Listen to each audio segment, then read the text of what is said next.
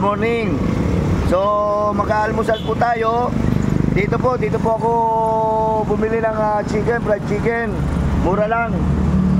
So guys, wala silang paper plate, kaya ganito ang style ng pagkain ko ngayon. So okay, ganito po ang pagkain pag wala mga paper at saka tinidor. Ito po yung chicken nila, malaki. Malaki po.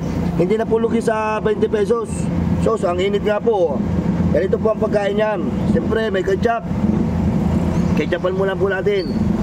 Yun. Kagat po tayo.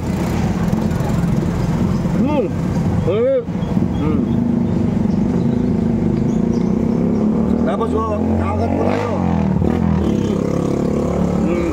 Ay po. Malasa yung fried chicken nila. Fried chicken malasa. Kaso lang po, walang paper plate.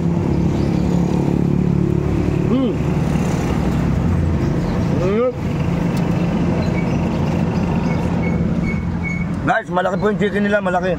Ayan po yung mga bagong luto. Dito po yan sa may papuntang Market View Highway. Ako dyan lang.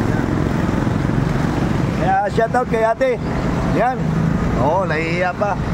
Guys, halagang 32 pesos na fried chicken at saka isang kanin. Okay, bye-bye.